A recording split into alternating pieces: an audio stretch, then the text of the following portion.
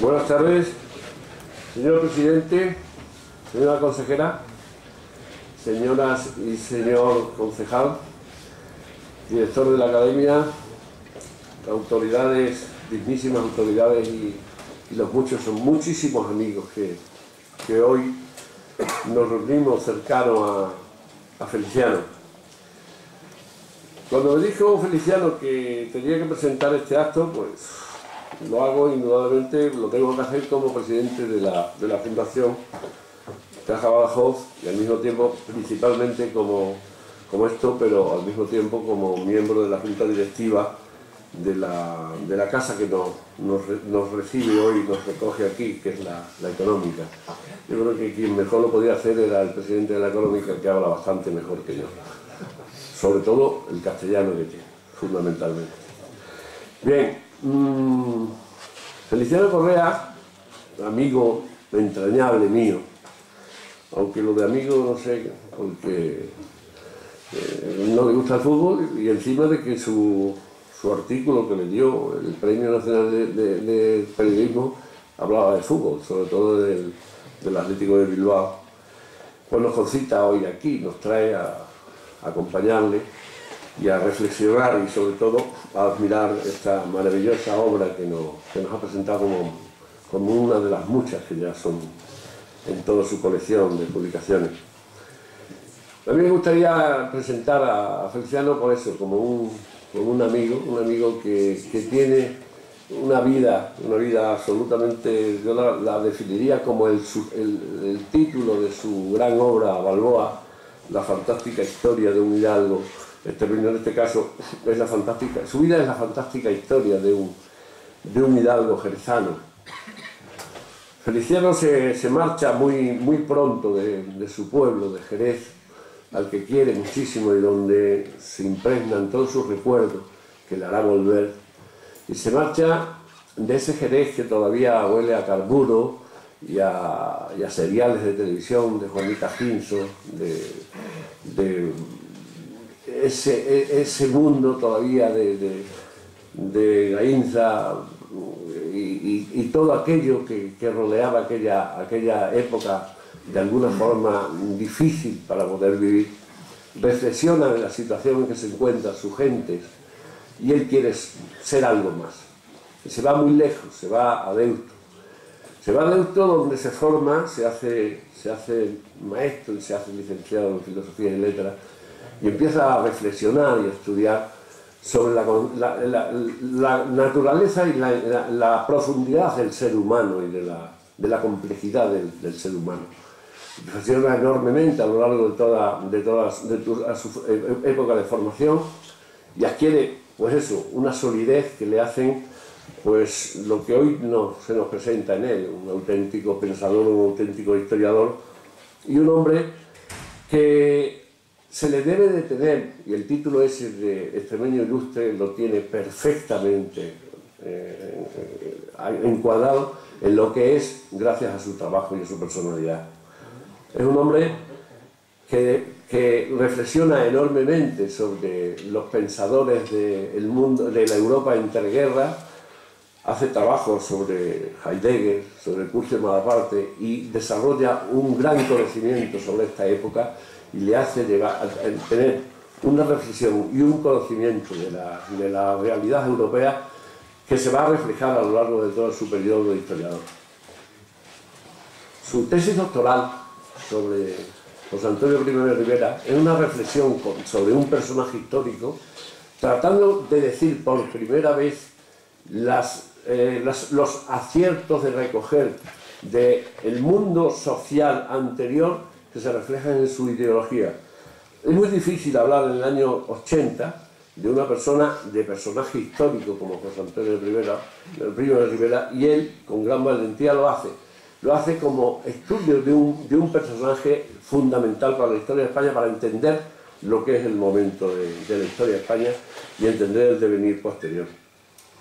Entiende y conoce grandes figuras de la intelectualidad. Fray Justo Pérez Ucbel le acompaña en multitud de viajes, aprende enormemente de él, aprende también mucho de don Pedro Sáenz Rodríguez, ese creador, o por lo menos mudidor del devenir de la monarquía en España, y se crea una solidez intelectual que nos da como resultado lo que todos conocemos: académico, historiador, cronista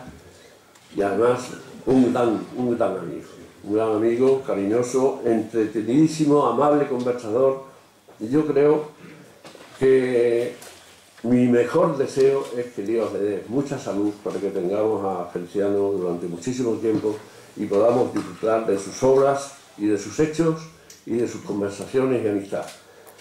Enhorabuena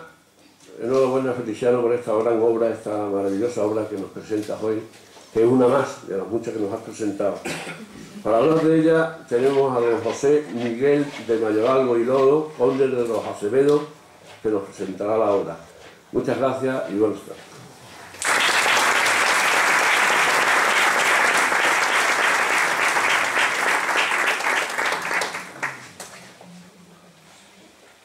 Señor presidente de la Junta de Extremadura, señor presidente de la Fundación Cajas Badajoz, ilustrísimos y dignísimas autoridades, señoras y señores. Teniendo en cuenta el lugar en el que nos encontramos, deseo en primer lugar agradecer a la Real Sociedad Económica Extremeña de Amigos del País la amable acogida que nos ofrece en la tarde de hoy para este acto, y al mismo tiempo felicitarla con todo afecto con motivo del bicentenario de su fundación, y también por la reciente concesión de la medalla de oro, tanto de la de Extremadura como la de esta ciudad de Badajoz, en la persona de su presidente, don Alfredo Liñán, felicitación que hago extensiva también a todos cuantos forman parte de esta docta y venerable institución. Me ha pedido mi buen amigo Feliciano Correa que presente el libro Razón e Historia de una casa fuerte, el señorío de la Granja, que acaba de escribir y a cuya ceremonia de bautismo asistimos hoy. Agradezco vivamente a Feliciano el honor que con ello me dispensa, pues quien presenta un libro es en cierto modo como el padrino de un bautizo, es decir, una persona que goza del afecto y confianza de los padres de la criatura y en que en estos depositan su esperanza de que pueda ayudar al recién nacido a desarrollarse en el difícil camino de la vida.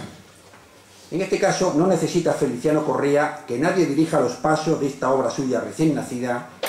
porque la criatura ha nacido robusta y se va a bastar por sí sola para desenvolverse en el mundo para el que ha sido destinada, que es el de contribuir a un mejor conocimiento de la historia de Jerez de los Caballeros y por ende de la propia historia de Extremadura. En todo caso, considero una muestra de afecto que Feliciano Correa haya pensado en mí para la presentación de este libro y lo tomo como un gran honor y una alta deferencia que me dispensa. Y es que desde que Feliciano fuera elegido numerario de la Real Academia de Extremadura el 10 de marzo de 2001, se estableció inmediatamente entre nosotros una corriente de afecto mutuo que ha ido fortaleciéndose a lo largo de estos 15 años porque compartimos las mismas opiniones en lo relacionado tanto en cuestiones académicas como muchas de las extraacadémicas, a pesar de que ambos nos dedicamos a estudiar distintos aspectos del conocimiento humano. Todos ustedes, o la mayor parte al menos, conocen muy bien a Feliciano Correa por su larga trayectoria al servicio de la cultura de nuestra tierra. Tiene un intenso currículum del que solo voy a mencionar algunos de los epígrafes más destacados. Además de académico de número de Extremadura, es doctor en Historia, técnico de Administración del Estado y cronista oficial de Jerez de los Caballeros. Ha sido además profesor de la Escuela Universitaria de Trabajo Social de Almendralejo, delegado provincial del Ministerio de Cultura en Badajoz, director de la Escuela Universitaria de Almendralejo, director de la Biblioteca Pública Bartolomé José Gallardo de esta ciudad y presidente de los Cronistas Oficiales de Extremadura. Su obra ha sido reconocida con los Premios Nacionales de Periodismo del Grupo El Correo, el Francisco de Valdés y el Premio de la Asociación de Cronistas Oficiales de España. Además fue nombrado Extremeño del Año en 1982. Todos estos títulos y galardones no son sino el reconocimiento social a una intensísima labor que Feliciano Correa ha venido desarrollando a lo largo de su vida en los campos de las ciencias sociales, de la investigación y divulgación de la historia y la defensa del patrimonio cultural, entendido por tal no solo el histórico-artístico, sino también el antropológico y social. Porque Feliciano Correa pertenece a esa categoría que hoy por desgracia escasea, que es la de los humanistas. Feliciano es un humanista que vive a caballo de los siglos XX y XXI, cuando priman otros principios y otros intereses bien distintos en la sociedad que nos ha tocado vivir. El humanista es el intelectual que pone al hombre como centro del mundo y a quien están subordinadas todas las demás manifestaciones de la vida. Sigue en esto el primero de los principios de la filosofía griega. El hombre es la medida de todas las cosas. Se contrapone, por tanto, a las mentalidades materialistas, totalitarias, economicistas e incluso animalistas que hoy proliferan por doquier. Estos sólidos principios intelectuales los ha manifestado siempre Feliciano Correa en su obra, ya se encuentre esta expresada en artículos periodísticos, ensayos, monografías o incluso en informes académicos, de lo cual puedo dar testimonio. Por eso Feliciano Correa, cuando aplica sus profundos conocimientos a los temas que estudia, no se limita a hacer un análisis meramente expositivo de la materia a tratar, sino que al hilo de lo que la obra requiere, reflexiona sobre aspectos aparentemente tangenciales, pero que revelan unas preocupaciones más profundas de lo que en principio el tema parecía sugerir. No se ha limitado Feliciano a realizar únicamente estudios y propuestas, sino que en numerosas ocasiones ha formulado proyectos, presentado sugerencias y elevado protestas cuando consideró que determinadas actuaciones eran incorrectas o ilegales. Su rectitud y sus firmes convicciones le llevaron incluso a dimitir de su importante cargo de delegado del Ministerio de Cultura en la provincia de Badajoz, cuando se pretendió realizar una obra ilegal en el castillo de Alburquerque, respaldada incomprensiblemente por la autoridad ministerial de turno. Y es que la defensa del patrimonio ha sido una de las constantes más firmes y arraigadas en la vida de Feliciano,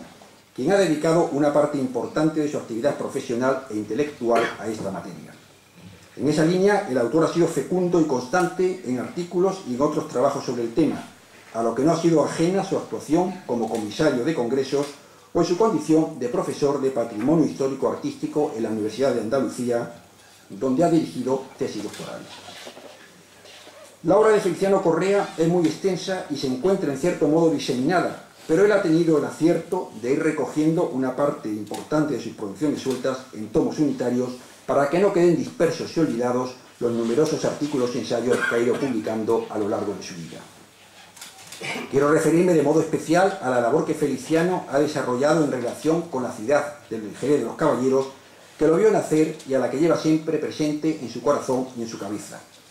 A ella ha dedicado una parte extensa e importante de su obra y ha fundado varias publicaciones para dar a conocer episodios de la historia y de la vida jerezana, dando cabida también en ellas a cuantos autores tenían algo que decir sobre cuestiones relacionadas con el pasado hoy presente de la vieja villa templaria. Las volanderas jerezanas, lonchas de papel y ermitas y capillas son prueba de lo que digo. A ella debe añadirse la revista Vitela, que aunque no tenía un contenido exclusivamente jerezano, Feliciano, su fundador y director, aprovechaba sus páginas para difundir noticias relativas a su ciudad natal. Mención especial merecen las libretillas jerezanas, de cuya serie el libro que hoy se presenta hace el número 14. Se trata de una colección formada en su conjunto por miles de páginas, lo que constituye la mayor aportación histórica y sociológica a la ciudad de Jerez de los Caballeros realizada hasta ahora. Pero es que siendo Jerez uno de los principales centros históricos y artísticos de Extremadura, todo lo que se escriba sobre esa ciudad ha de repercutir necesariamente en un mejor conocimiento de la propia historia de nuestra región. Siempre he dicho que la conquista y población de América es un capítulo más, sin duda el más brillante, de la propia historia de Extremadura. Y por ello, una persona inquieta en lo cultural como es Feliciano no podía por menos que dedicarle la debida atención. Aprovechando siempre las ocasiones que se le presentan para llevar el nombre de Jerez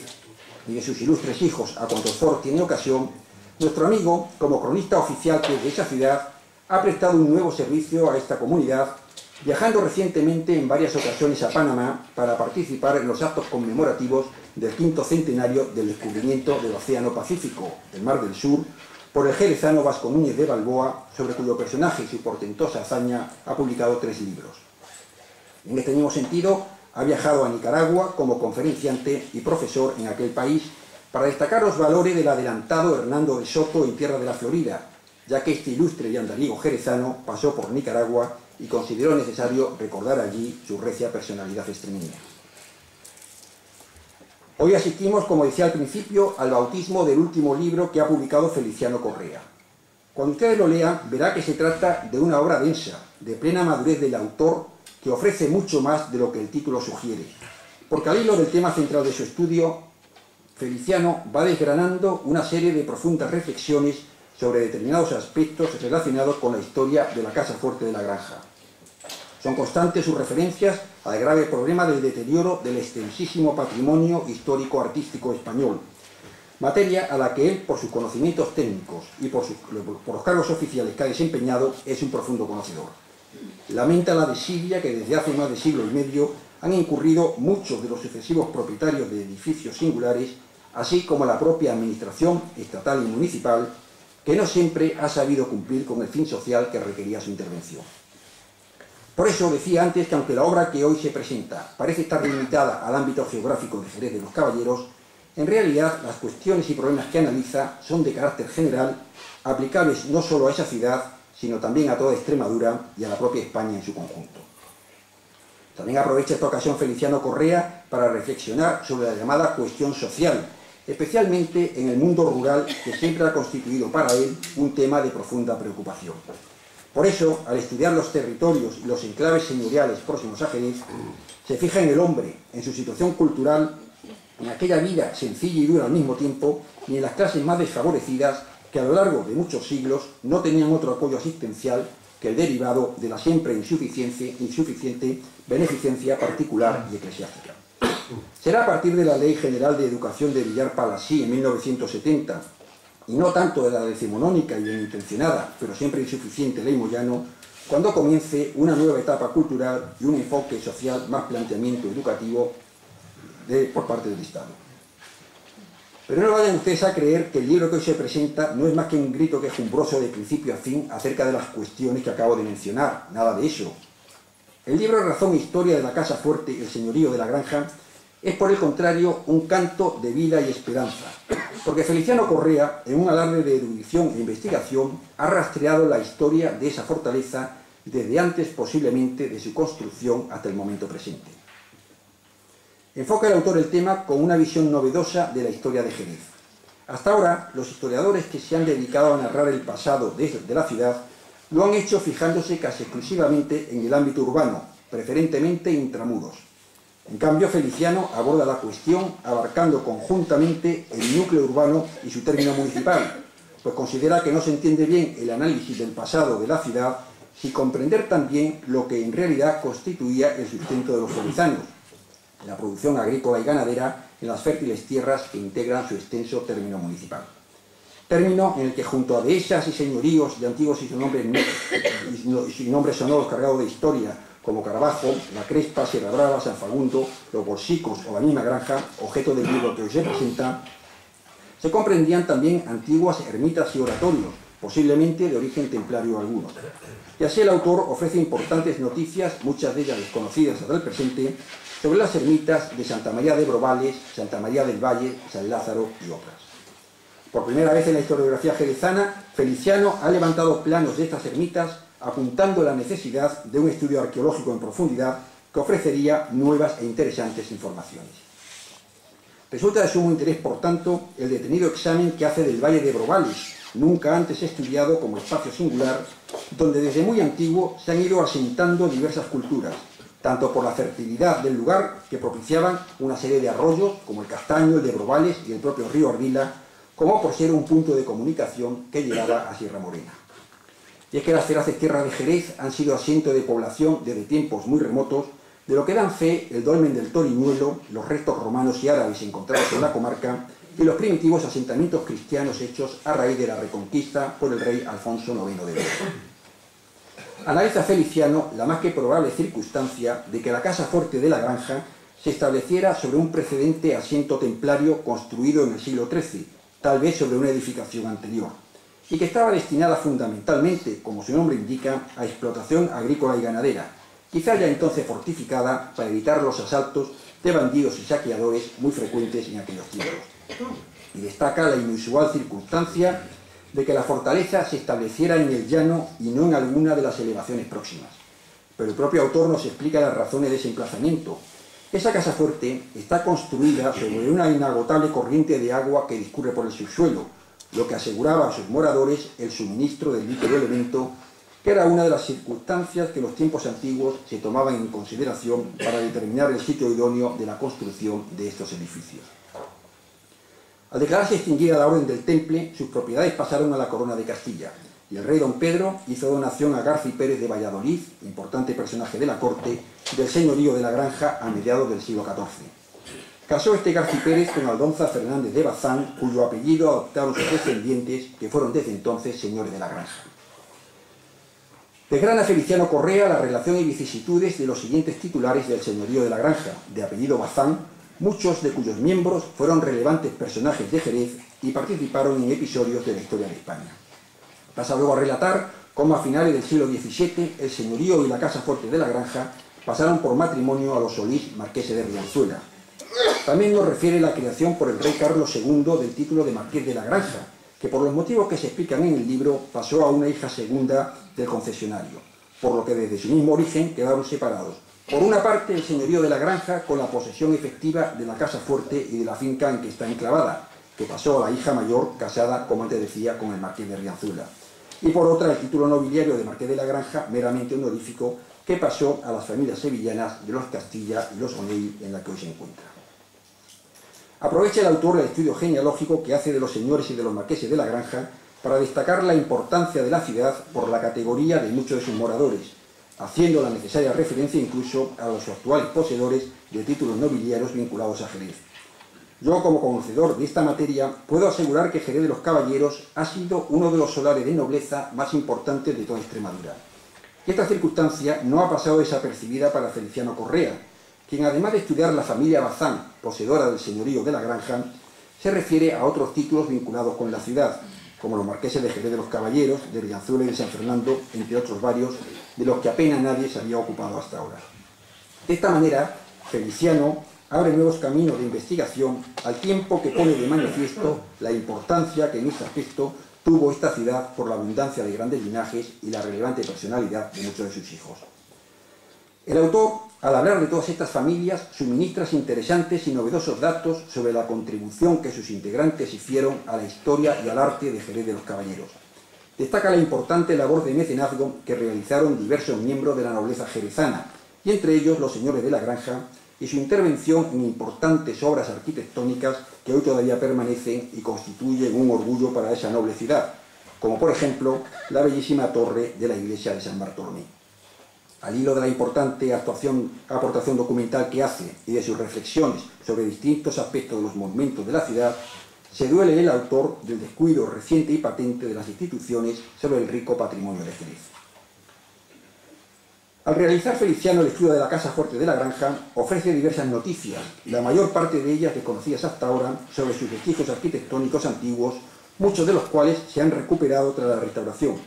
porque este edificio singular no fue ajeno al proceso de degradación y ruina que afectó a la inmensa mayoría de los castillos y fortalezas de España. Cuando los castillos dejaron de ser necesarios para la defensa del territorio para la que habían sido creados,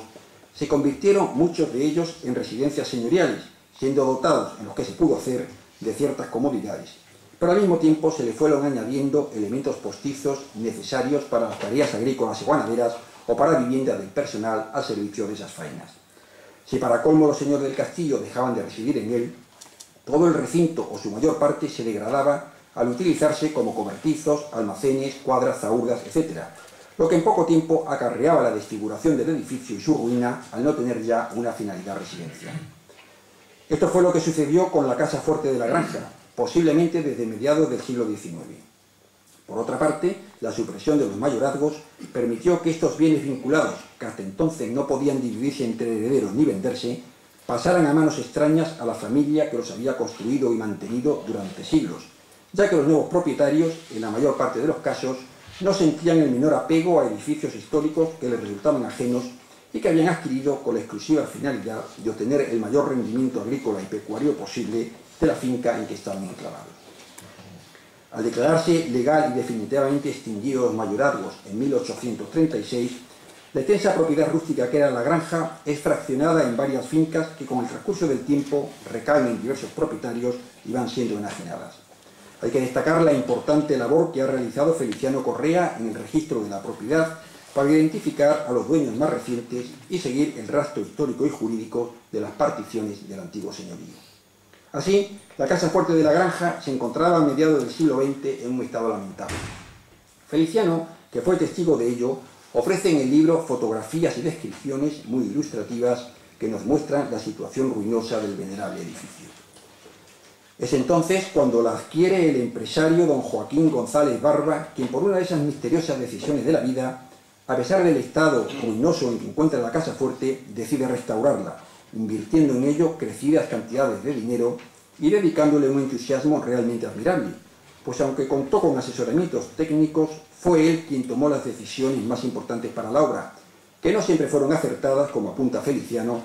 aunque el resultado final ha de considerarse positivo y beneficioso para el propio edificio, para Jerez y para toda aquella zona de la Baja Extremadura. El libro nos refiere con bastante detalle el interesante y costoso proceso de restauración que don Joaquín González Barba llevó a cabo en la década de los años 60 del pasado siglo, del cual el autor fue testigo presencial, por lo que su relato resulta fidedigno. La restauración se realizó conservando lo esencial de su primitiva configuración y permitió transformar un edificio ruinoso en el magnífico castillo que hoy ha vuelto a ser la casa fuerte de la granja, que sirve además de tarjeta de presentación para los visitantes que llegan a Jerez desde Zafra y Burguillos y que no pueden por menos de admirarse al contemplar esa bella estampa que sirve de pórtico y botón de muestra de lo que muy pronto van a encontrar al recorrer el monumental recinto intramuros de la ciudad.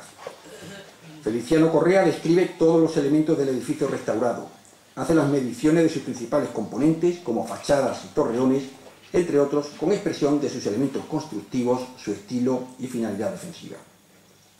Por razones íntimas y familiares que se cuentan en el libro, cuando la casa fuerte de la granja había sido restaurada, su propietario, don Joaquín González Barba, la vendió a su actual dueño, don Juan de Dios Rodríguez Pina,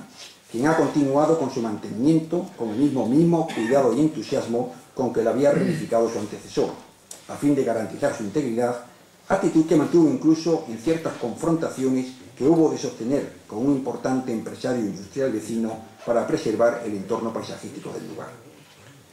Ese entusiasmo se pone de manifiesto en un acto como el de hoy, en el que don Juan de Dios Rodríguez Pina, en loable actitud de mecenazgo, ha prestado su apoyo a esta nueva libretilla jerezana, que como antes dije, hace el número 14 de la serie. De este modo ha querido patrocinar la publicación de este libro que narra la historia de la casa fuerte de la granja, hoy de su propiedad. Los que amamos el arte y sentimos pasión por los monumentos históricos, no podemos dejar de felicitarnos por el hecho de que personas como don Juan de Dios Rodríguez Pina dediquen su tiempo y su fortuna a mantener estos edificios. Por ello, como persona vinculada estrechamente al mundo de la historia y de la cultura, quiero agradecerle su dedicación y esfuerzo en conservar esa antigua fortaleza de la granja. Y creo sinceramente que este agradecimiento merece ser compartido especialmente por los propios jerezanos, que pueden presumir con orgullo de tener en las inmediaciones de su preciosa ciudad un edificio monumental de la categoría de la casa fuerte de la granja. Si todas las fincas rústicas urbanas tienen una escritura de propiedad, la granja tiene desde hoy con este libro, y eso es una fortuna, su biografía, un álbum de su trayectoria como edificio, de sus moradores, de sus usos y de sus propietarios. Esto confiere al edificio un valor añadido. Creo que se puede destacar además la fortuna de contar con un cronista oficial que sin sueldo ni compensaciones económicas se adentra en estos menesteres, que es un arduo trabajo para honrar más a la ciudad que lo vio nacer y a la cultura que se alberga en su extenso territorio.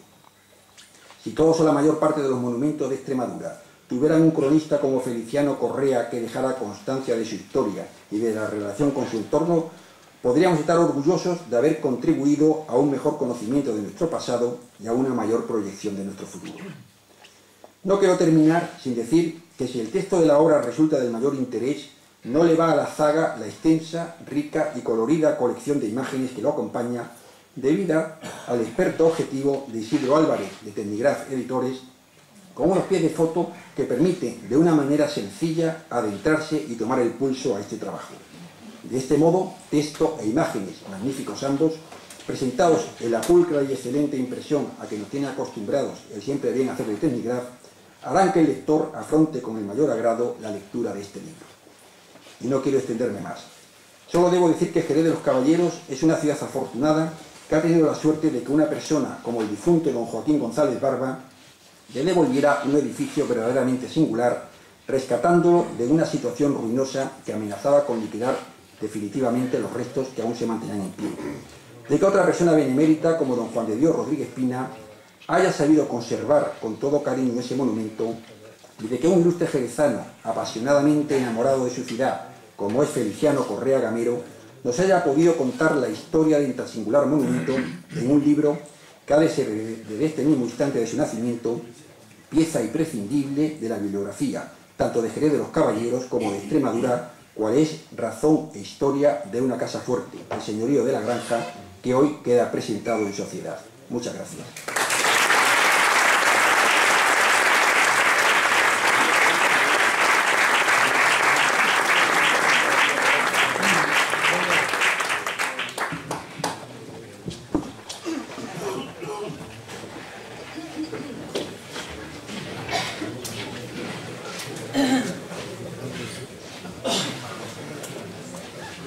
Ya no podíamos ir porque ya nos han contado cómo es el libro, pero no nos vamos a ir todavía, me van a aguantar un poquito. Bueno, en primer lugar quiero decirle a Guillermo Fernández Vara, presidente, amigo y hombre responsable de la cultura, que tantas cosas tienes que hacer, que especialmente le agradezco aquí que estés. Entre otras cosas porque es mi paisano, no porque haya nacido en Jerez, sino porque los jerezanos nacemos donde nos parece, y él nació en Olivenza, y es mi medio paisano, pero si él quiere es paisano entero, como quiere. Lo mismo que a mi amiga Isa Gil Rosiña, con cuyos padres tengo una amistad entrañable, y que le agradezco mucho que esté, o a Cristina, diputada, que fue alumna mía, o a Paloma, de la rama de cultura y responsable en el ayuntamiento, o a los concejales que aquí están, o a mi director de la academia, o a todos estos patronos y responsables, y cómo no, a Emilio Vázquez por sus generosas palabras, a los cronistas, a algún librero, a algún escritor, columnista, al fiscal. En fin, a todos vosotros, queridos amigos, de verdad que muchas gracias por estar aquí, incluso algún arquitecto que mucho tuvo que ver en los planos de esta obra, y a responsables de instituciones bancarias que han querido asomarse a esto que, como ha señalado antes José Miguel, pues es un tema de humanidades, que no se lleva tanto. Y yo no quiero repetirme en lo del libro, porque sería pesado. Entonces, ¿qué quiero yo hacer? Yo quiero hacer algunas reflexiones, porque cuando uno escribe un libro, le vienen a la cabeza barruntos, cosas que a lo mejor anota allí, que parece que quiere decirla, pero no sabe dónde meterla. Y esas sugerencias subterráneas que navegan debajo de uno son las que yo quiero traer aquí, más que el libro mismo, porque este libro me ha costado mucho trabajo hacerlo. Un día de este verano pasado, pues yo estaba sudando, pero sudando no porque hiciera calor, porque en mi casa no hacía calor, sino porque se me había perdido los datos de un marqués, y como los marqueses le ponían a sus hijos el mismo nombre que ellos tenían y el mismo de su abuelo, pues yo no sabía dónde estaba este tío y sudaba, ¿no? Y sudando me acordé de Fernando Fernán Gómez, que llevándole la contraria al Génesis, que decía que el hombre estaba hecho para trabajar dice en el capítulo segundo, ut operaretur, para que trabajase. Pues Fernando Fernán Gómez había escrito un artículo hace muchos años, que yo lo tengo recogido con otras cosas de otros escritores, que decía, el hombre no está hecho para trabajar, prueba de ello es que se cansa, decía el escritor. Y yo me cansé, y noté esa misma sensación un día que fui a buscar una ermita, porque claro, antes en el campo había gente, incluso uno se orientaba por el dolondón de los cencerros, pues nos contaba Chamizo, pero como hoy le han puesto unas grapas a las vacas y las localizan con el GPS, pues ya no sabe uno por dónde anda. Si hay vaqueros sin vacas, y hay porqueros, y hay guarros sin porqueros, y todo eso. Y nos fuimos a buscar una ermita, y el fotógrafo que antes ha mencionado, Isidro, pero nos encontramos con que había caído una tormenta tremenda en la zona de La Parra, de Salvatierra, del Valle Matamoros, y el arroyo Castaño, que bajaba por allí a toda leche, pues no nos dejaba atravesar para ir a buscar la ermita, y no había a quien preguntarle. Pero después de haber estado allí, ¿qué hicimos? Pues nos quitamos los pantalones, nos quitamos las botas, nos las colgamos al cuello, nos pusimos los papeles en la cabeza y me acordé de los pescadores,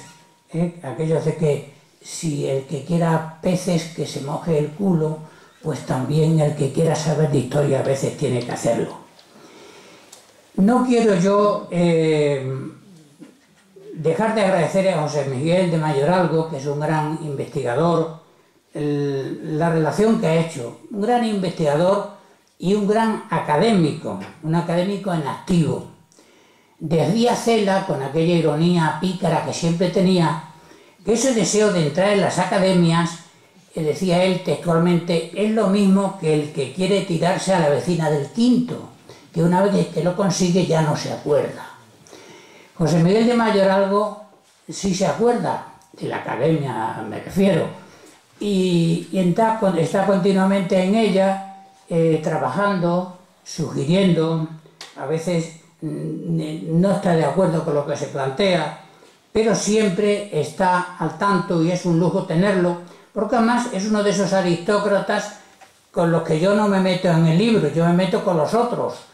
porque él es un hombre en activo y además ejerce ese magisterio que algunas veces hemos visto en los libros de historia, de la cortesía y las buenas maneras, que son siempre tanto de agradecer.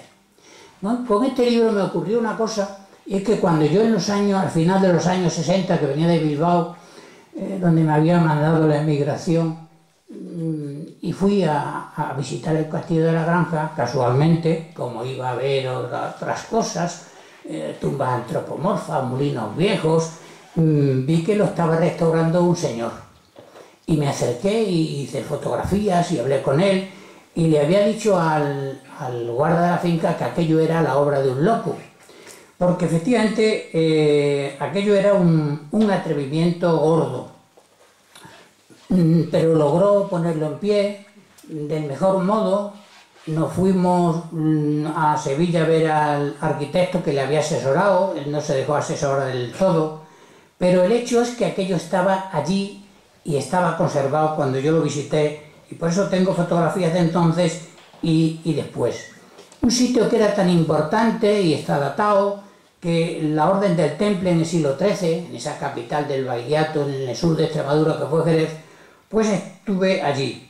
De tal manera que siempre llevé en la mochila de mis intenciones, en Nicaragua, que se ha mencionado antes, o en Panamá, o en tantos sitios, la idea de escribir ese libro. Es como cuando uno se encuentra con un amigo y le dice, a ver si nos vemos, a ver si comemos, a ver si hablamos, y luego pasa el tiempo y el amigo se nos muere. Y yo no quería que se me muriera el libro sin haberlo escrito, así que hoy me quedo muy satisfecho de que por fin haya podido hacerlo. Un libro tiene varias lecturas, y este también. Uno puede ojear las fotografías y informarse del libro, uno puede entrar un poco más allá y sus letras, subrayar, tomar algún apunte si quiere, y entonces el conocimiento es mayor. Pero hay un tercer grado del conocimiento, tanto en el libro como en la vida misma, que es el tomar conciencia de las cosas. Y ese tercer grado, ese tercer elemento de conocimiento, es el que yo quiero aquí plasmar en alguna medida, brevemente, para no cansarle demasiado, porque creo que es lo más interesante. Es decir, ¿qué siente el autor cuando se enfrenta con un libro de esta naturaleza? Y yo me he enfrentado desde esa óptica que siempre me ha inundado, de saber que estoy en contacto con nuestra encina madre, es decir, estoy en contacto con Extremadura. Y desde esa concepción he querido ejercer un oficio de historiador, pero no del historiador erudito que dice las cosas y dice ahí queda eso y se va, sino que yo he querido encontrar las intenciones que movieron los hechos históricos y ahí los cuento. Porque en realidad nosotros somos lo que somos porque fuimos lo que fuimos. Y es verdad que unas veces por nuestra propia naturaleza, que también es explicable, y otras por la negligencia que se ha ejercitado sobre la región, Extremadura ha tenido una serie de deficiencias. Una serie de deficiencias, algunas achacables a estos señores en los que yo me ocupo ahí, porque abusaron en esos grandes territorios de los braceros, de los hijos de la gleba, de los hijos de la tierra, que le interesaba mucho que estuvieran así pegados a la tierra, produciendo hijos como las vacas producían crías y los cerdos también. Y algunas veces me ha chocado ese postín de algunos aristócratas en los que salvo, como a José Miguel, a otros muchos amigos, de tal manera que un día visitando la finca del Carbajo, donde veía como dos hermanos querían llevarse un armario que era de su padre, y como no había manera de ponerse de acuerdo, cada uno se llevó una puerta de un armario labrado, etcétera, que era una manera de resolver a los salomónicos aquella cosa. Era en la finca El Carbajo, y propiedad de don Francisco de Paula Bernardo de Quirós. Y entonces yo aquel día volví a acordarme del lema de los Quirós, que está en la iglesia de San Salvador de Deva, cerca de Gijón, que es un mote humilde, porque dice, antes que Dios fuera Dios y los guijarros, los Quirós ya eran Quirós y los Velasco. Bueno, pues con cosas como estas yo me fui encontrando y entonces tuve que hacer una disección para no ir cabreándome en el libro, sino ir señalando lo que era el grano de la paja. Y incluso tuve que desentrañar las inquietudes que Pina me había dado sobre el hecho de que frente a la almena se pusieran las chimeneas. Y hubo un gran debate entre si la siderúrgica había que ponerla porque más cornaz da el hambre, que decía el cordobés, o había que intentar la conciliación entre lo que era el patrimonio histórico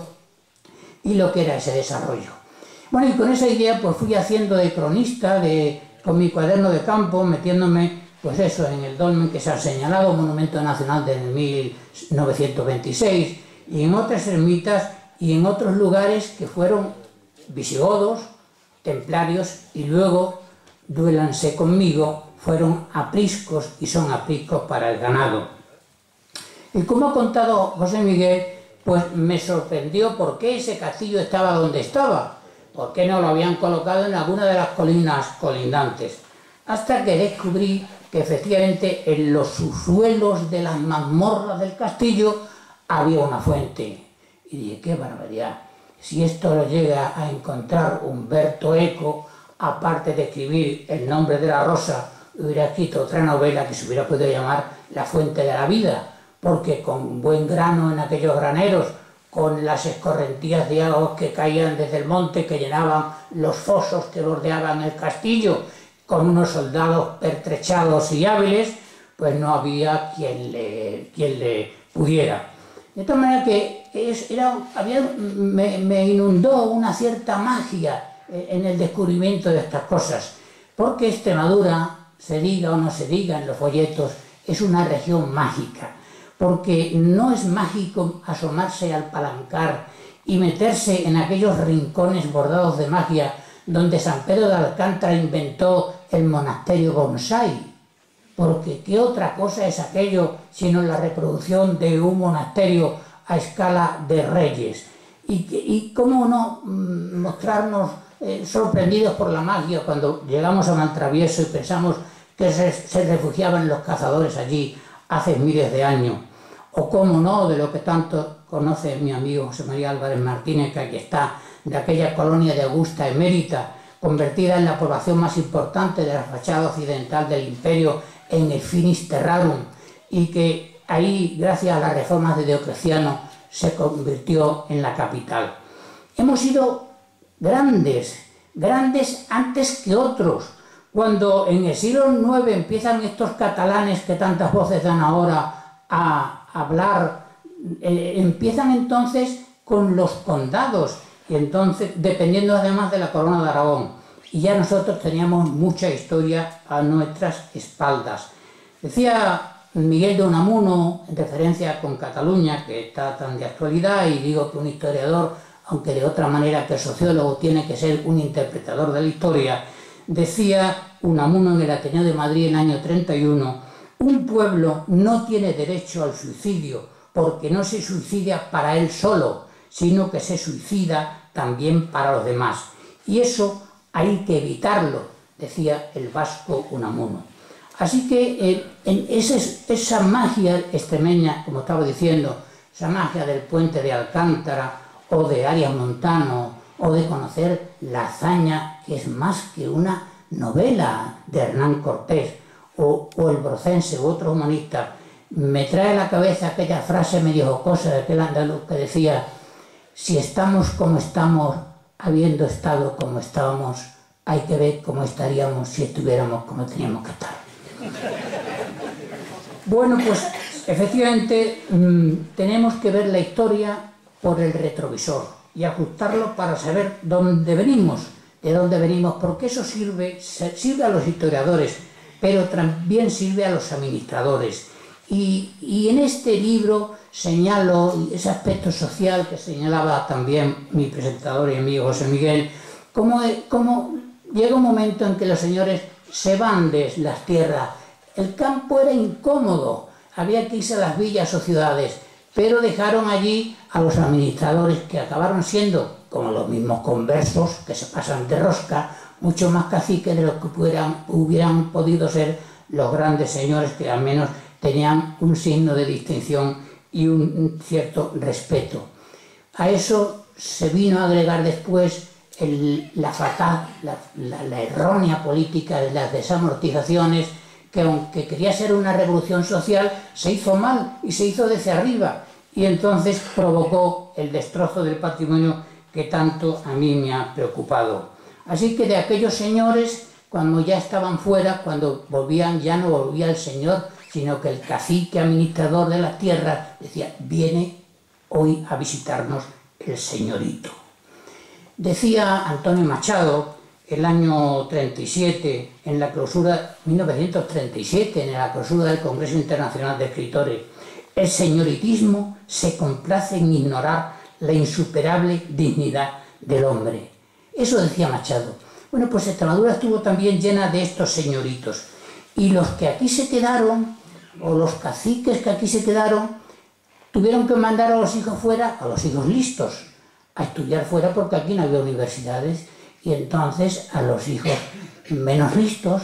o un poco tontos los dedicaron al campo. El tonto para el campo, y como si el campo no necesitara inteligencia. Y ahí están mis amigos que entienden mucho más que esto. Pero con esta decisión zopenca de discurrir, se nos privó en Extremadura de haber llevado a cabo con aquella juventud que, si aquí hubiéramos tenido medios, pues algo que nos ha faltado, que es la revolución burguesa necesaria que nos hubiera preparado para los tiempos modernos. Si por un lado las guerras de Portugal, que se habían iniciado en 1640, como sabe Fernando Cortés, como también sabe Fernando Cortés,